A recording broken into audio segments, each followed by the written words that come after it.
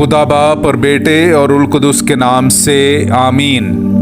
मेरे अज़ीज़ो, आइए हम खुदावंद अपने खुदा का शुक्र करें जिसने आज का ये खूबसूरत दिन हमारी ज़िंदगी में बढ़ा दिया। तो आइए अज़ीज़ो, हम आज के दिन का आगाज़ बाइबल मुक़द्दस में से पाकमा कलीसिया की चुनी हुई तिलावतों से करते हैं।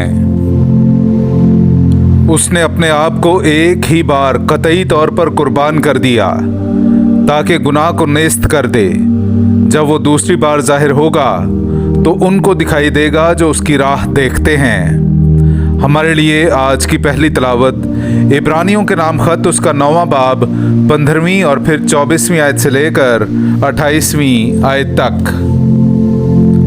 और इसी सबब से वो नए अहद का दरमियानी है ताकि उस मौत के ज़रिया से जो पहले अहद के वक्त की खताओं की मुआफ़ी के लिए हुई है, वो जो बुलाए गए हैं अबदी मेरास मौदा हासिल करें। क्योंकि मसीह उस हाथ के बनाए हुए मक़दिस में दाखिल नहीं हुआ जो हकीकी मक़दिस का नमूना है, बल्कि आसमान ही में, ताकि अब से खुदा के रूबरू हमारी खातिर हाजिर रहे।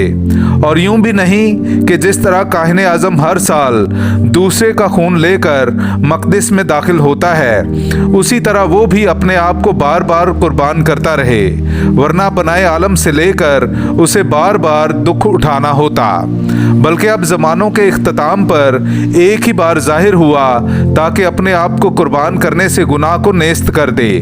और जिस तरह आदमियों के लिए एक ही बार मरना मुकर्रर है और उसके बाद अदालत का होना, उसी तरह मसीह भी एक ही बार बहतेरों के गुनाह के लिए कुर्बान होकर दूसरी बार बगैर गुनाह के उन्हें दिखाई देगा जो निजात के लिए उसकी राह देखते हैं। पाक कलाम का पढ़ा और सुना जाना हम सब के लिए बाइस बरकत हो। खुदा का शुक्र हो। खुदावन के लिए एक नया गीत गाओ क्योंकि उसने ताज्जुब अंगेज काम दिखाए हैं। मेरे अज़ीज़ो, आइए हम खुदावंद अपने खुदा की हम्दो तारीफ़ करें। मैं आपके सामने पढ़ूंगा ज़बूर नंबर 98 उसकी पहली 6 आयात। खुदावंद के लिए एक नया गीत गाओ क्योंकि उसने ताज्जुब अंगेज काम दिखाए हैं। उसके दस्ते रास्त ने और उसके कुदूस बाजू ने उसे फतह बख्शी है। खुदावंद ने अपनी निजात जाहिर की है। उसने गैर कौमों के रूबरू अपना अदल मुनकशिफ किया है।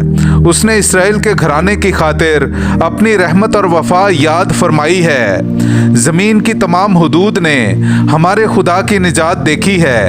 ऐ तमाम ममालिक, खुदावंद के लिए ललकारो, शादमानी और खुशी और मदा सराई करो। खुदावंद के लिए बरबत के साथ मदा सराई करो।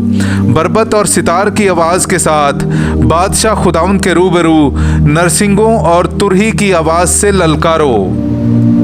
पाक कलाम का पढ़ा और सुना जाना हम सब के लिए बाइस बरकत हो। खुदा का शुक्र हो। नाराए हम्द।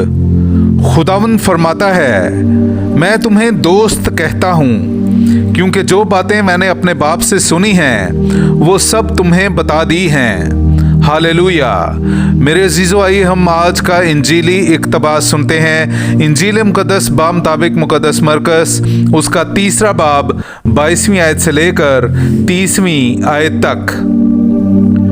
और फ़कीह जो यरूशलेम से आए थे वो कहते थे कि इसमें बाल ज़बूल है, और ये कि ये बदरूहों के सरदार की मदद से बदरूहों को निकालता है।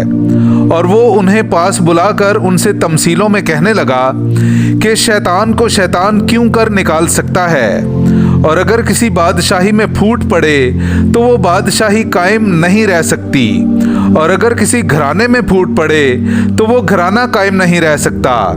और अगर शैतान अपना ही मुखालिफ हो और उसमें फूट पड़े तो वो कायम नहीं रह सकता, बल्कि उसका खात्मा हो जाता है।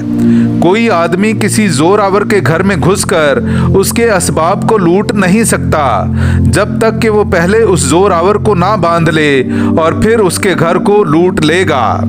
मैं तुमसे सच कहता हूँ कि आदमजात को सब कुछ मुआफ़ किया जाएगा, गुनाह बल्कि कुफर भी जो वो बकते हैं मुआफ़ किए जाएंगे, लेकिन जो रूल कुदुस के खिलाफ कुफर बके वो कभी मुआफ़ी ना पाएगा, बल्कि अबदी कसूर का मुजरिम है, क्योंकि वो कहते थे कि उसमें नापाक रूह है। पाकलाम का पढ़ा और सुना जाना हम सब के लिए बाइस बरकत हो। खुदा का शुक्र हो।